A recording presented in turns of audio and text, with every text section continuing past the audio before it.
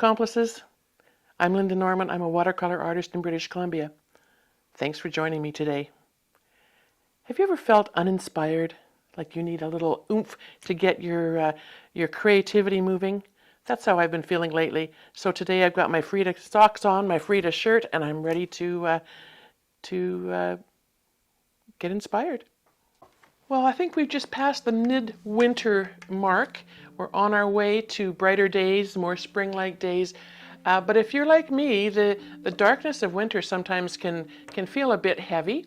And really, I have not been feeling all that inspired the last couple of weeks. So today I am channeling my inner Frida. We're going to see where that takes us. I've been looking at smaller pieces. Sometimes, when you look at a bigger piece, you feel maybe a little intimidated, not sure quite where to start.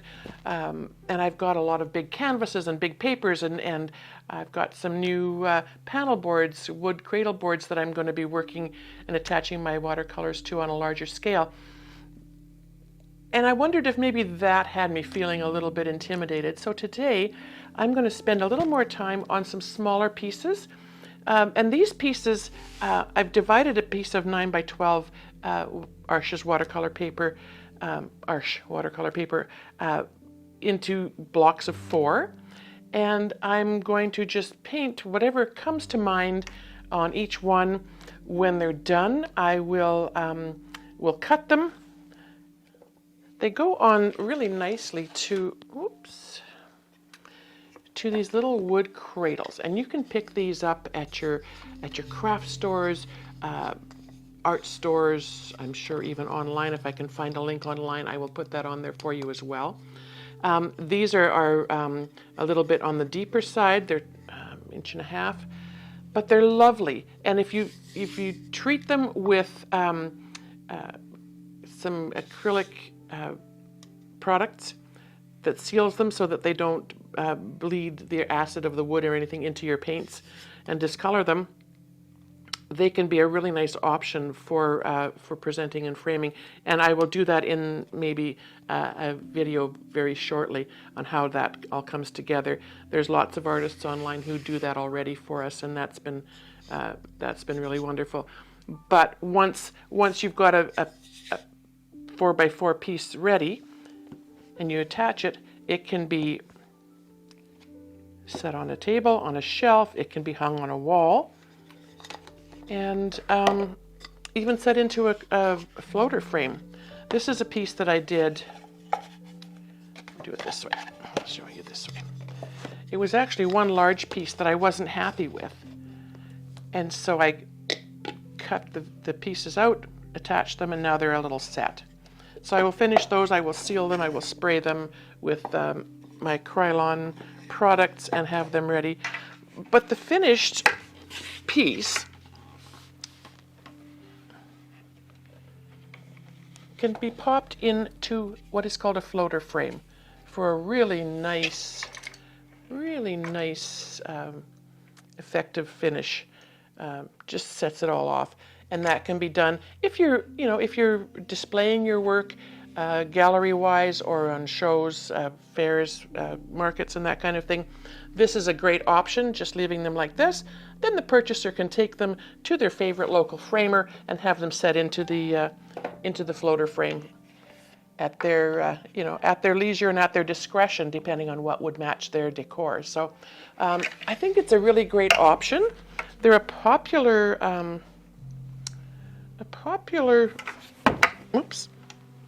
style of painting.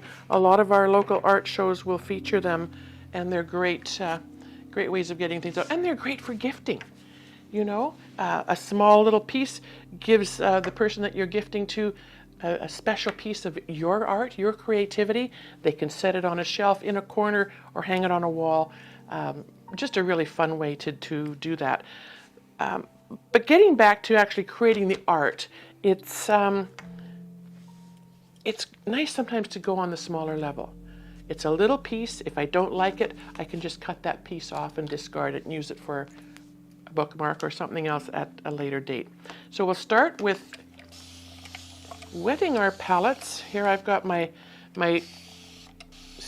Studio online, Watercolor Online Studio Eco Palette. This one has 12 wells with my preferred color palette. This one is the 12 well Eco Palette that has the preferred colors of Michael Soloviev, who's an amazing Canadian watercolor artist.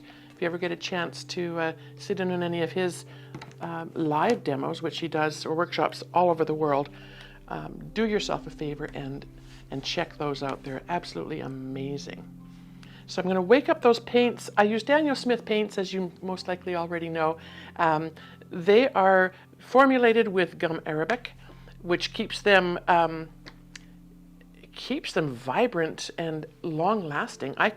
Some of these colors have been in my palette for a long, long time. Well, not these particular palettes, because I've only had these for about a year, but I have other palettes that I use that paints have been there for a long time.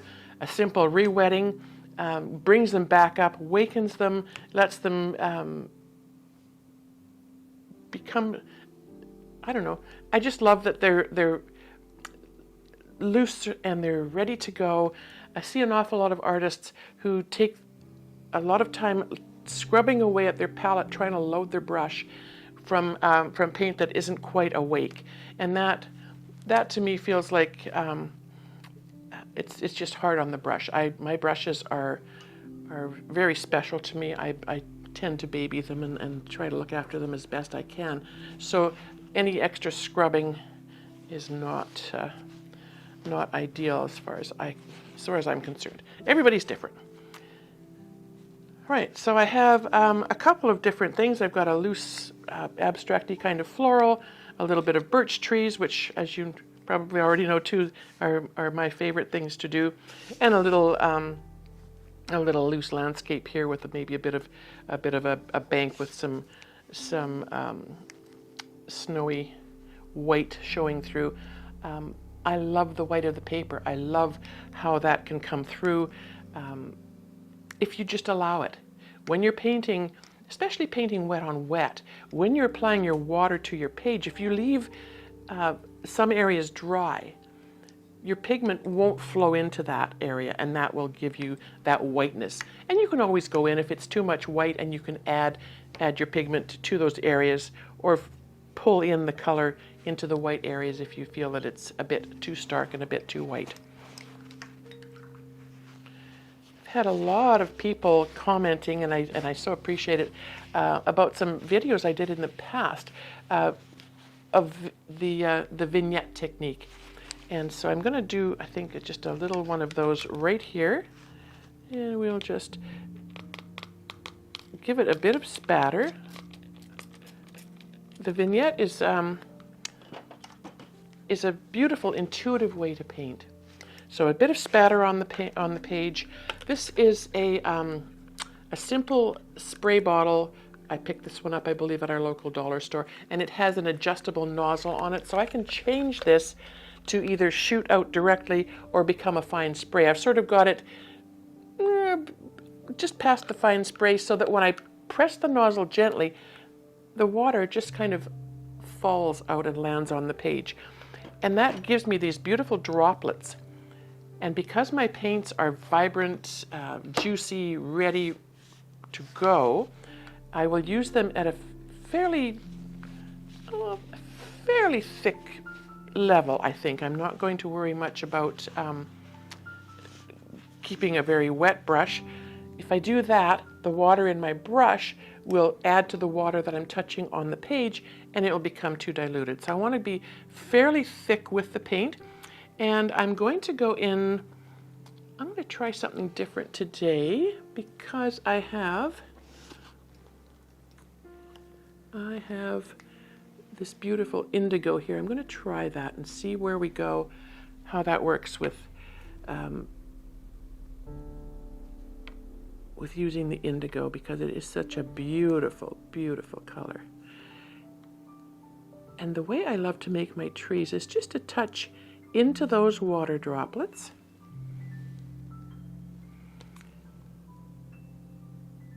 With the very thick paint, and you'll notice that when I touch my brush to my palette, I just touch the tip. I just want to pick up a little bit of that deep, rich pigment.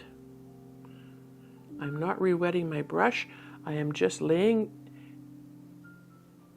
the paint into those droplets and letting the water carry them away. Now, because these little 4x4s are going to fit pretty much exactly on a 4x4 cradle board, I'm going to paint as much, as close to the edge as I can. There will be probably a 1/16 of an inch that it will be trimmed off with an X-Acto knife afterwards. But I want to get that color as far to the edge as I can. Now I see here where that one of those droplets is kind of massive. I'm just going to, with the corner of my paper towel, just tap those out a tiny bit. We don't need that much water sitting on the surface of the page. And we'll just touch in a few more. These trees are pretty sparse looking at the moment. And I kind of like that. I like that they're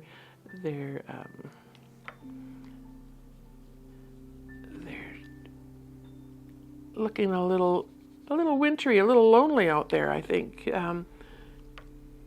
When we get a little further, we can add more color and make those trees a little more part of a forest, a part of a family, make them feel a little warmer perhaps. And I love that these Daniel Smith paints they love the water. The relationship with the water is absolutely fabulous. And that's what I like to see. You know, when we're painting, we're building a relationship with our pigments, with our brushes, with the surface that we're painting on. It takes a lot of time sometimes to find that balance, that relationship. And that can depend on so many things. Your paints, of course, the way they're formulated, the type of paper you're using. I use 100% cotton whenever I can. It's just, it's something that I've become used to. I know how my paints and water will react with the papers. With certain brands, it's a little bit different. So again, it's getting to know what you're working with. Know what your paints will do. Know what your tools will do. This is my absolute favorite brush in the world. It's a Levinson synthetic goat hair blend, 1.5 inch bristle. Comes to a precise point. This is, I've mentioned this so many times, I just can't tell you enough about it. It's something I use every single day in my studio, and it's still as beautiful as the day it arrived. There are new versions, different versions, because each brush is handcrafted individually. They are all slightly different, but you can see where this medium goat hair synthetic brush with the 1.5 inch bristle has a fuller bristle. The water load, the pigment load that these will carry is just unbelievable. I use other brushes as well. I'm a fan of the hockey brush, which is another goat hair brush that holds a ton of water. This one has a fair bit of real estate on the end of it, so it's great for stippling. And the Watercolor Online Studio has brushes that are similar to hockey brushes, but they do come to a finer point on the end for different applications, and you'll see me using those in videos as we go along as well. So I'm just letting these colors,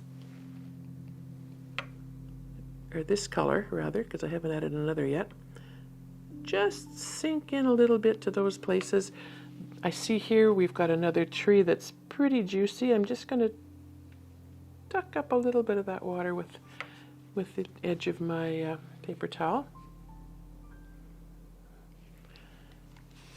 All right, so that's pretty wintry. I'm going to use the side of my brush now, and I'm going to dry it and go back into the indigo, and I'm just going to use the side of the brush on the dry page, and that gives that scuffled surface look.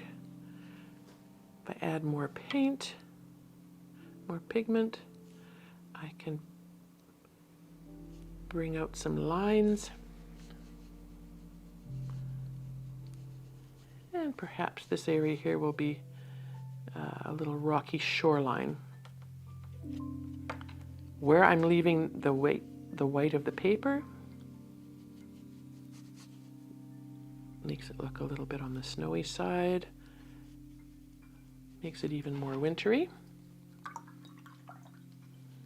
With the vignette, you can easily leave it at one color. Beautifully simple. This one, I think what I would like to do is just add another color just for fun and to make it pop. And because, as most of you will know, I love my quinacridone gold, I'm just going to dip my brush into the gold and apply it a little bit here and there. The quinacridone gold is such an amazing color, and some of you have mentioned that the formulation has changed, and it has. The original quinacridone is no longer available, but there have been great efforts made to make the current products as equally as gorgeous and luscious. So I don't think you'll have any trouble finding a quinacridone gold. The Daniel Smith is consistently beautiful. And I'm just going to touch that into the bottoms, and perhaps a little bit up here, and maybe a little here. When it mixes with the blue, it will give you beautiful shades of green.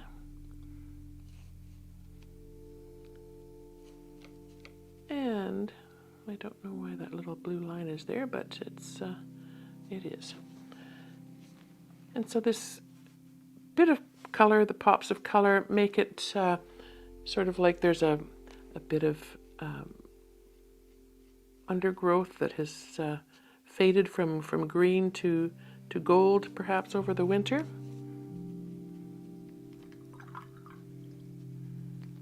And the only other thing that I might consider with something like this is to find an iridescent color, perhaps, and just smooth it over the blue area, just to give it a bit of sparkle. But for all intents and purposes, I think that one would be pretty close to finished. There's always things you can do. Straighten an edge a tiny bit, lift a bit of color out. I like to use a straight flat brush, something with a bit of a firmer bristle on it, and that just helps you to pull and shape some of the areas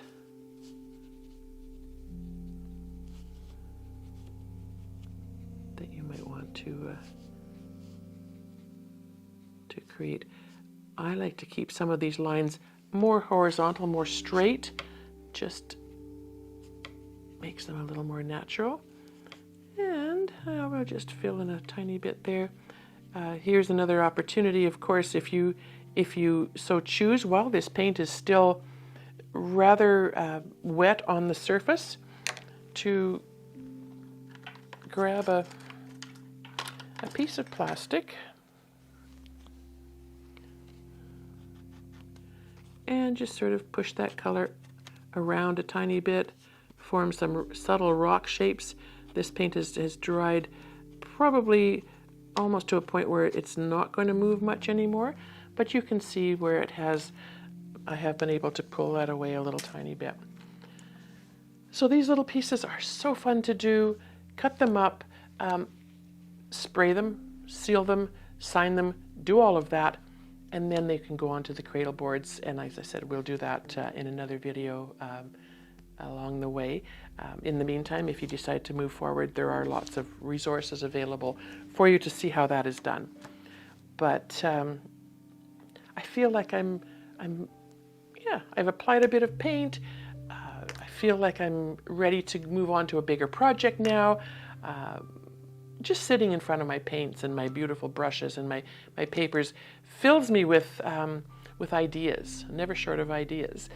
Sometimes it's the energy and the motivation to get them going. So if you've got ideas, send them along.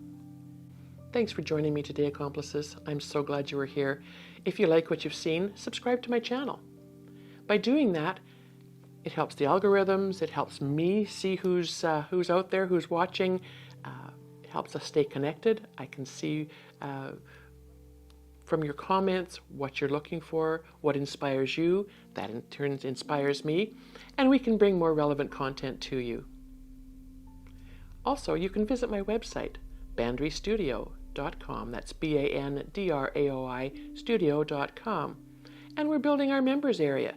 So hop in there and let's make some magic.